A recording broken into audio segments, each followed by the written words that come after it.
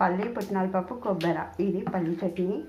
ఇందులో కొంచెం కొత్తిమీర పుదీనా 2 మిరపకాయలు వేసి కొంచెం ఉప్పు మనకు టేస్ట్కి సరిపడా వేసి ఇలా గ్రైండ్ చేసుకోవాలి. పెసర దోశల్లో చాలా బాగుంటుంది. దీనికి పోపు వేసుకుందాము.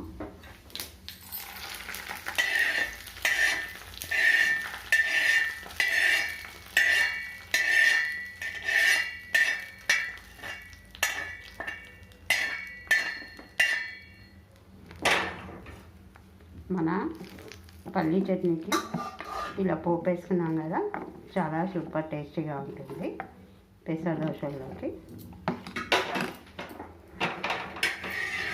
ఇదేమో పెసర్లు నానబెట్టినాము పొద్దున. సాయంత్రం వేసే ముందు 2 గంటల ముందు రుబ్బుకుంటే బాగుంటుంది. ఇందులో కొంచెం కొత్తిమీర పుదీనా 2 పచ్చిమిరపకాయలు అల్లము కొంచెం కలమాకు వేసి ఇలా కలుపుకుంటే పెసర దోశ చాలా టేస్టీగా వస్తుంది. చాలా బాగుంటుంది.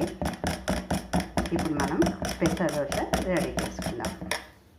కొంచెం మందంగానే వేసుకోవాలి, బాగుంటుంది. మనము ఎప్పుడు వేసుకుంటాం కదా బియ్యము మినపప్పు వేసి అది సన్నగా వస్తుంది. ఇది మాత్రం కొంచెం మందంగా గుడ్డు చీలలాగా వస్తుంది. చూస్తున్నారు కదా. కొంచెం పసుపు నూనె వేయాలి. పెనం పైన నూనె వేసి ఇలా దోశ వేసుకోవాలి.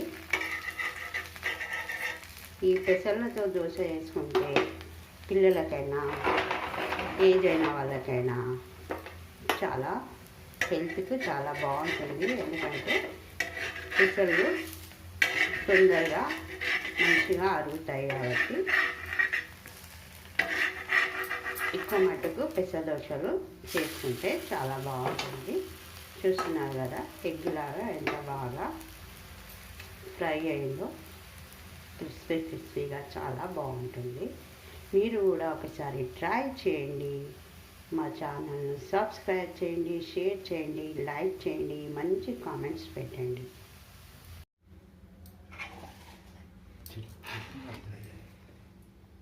చూస్తున్నారు కదా మన పెసర దోశ రెడీ అయిపోయింది. చట్నీ పెసర దోశ. ఇది పూట టిఫిన్గా, సాయంత్రం పూట స్నాక్స్గా, ఇంకా ఒక్క పొద్దులు ఉంటారు కదా శనివారము అట్లా, దానికి కూడా సాయంత్రం చేసుకొని కూడా తినొచ్చు.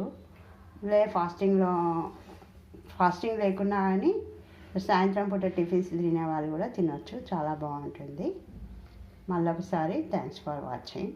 మా ఛానల్ను సబ్స్క్రైబ్ చేయండి.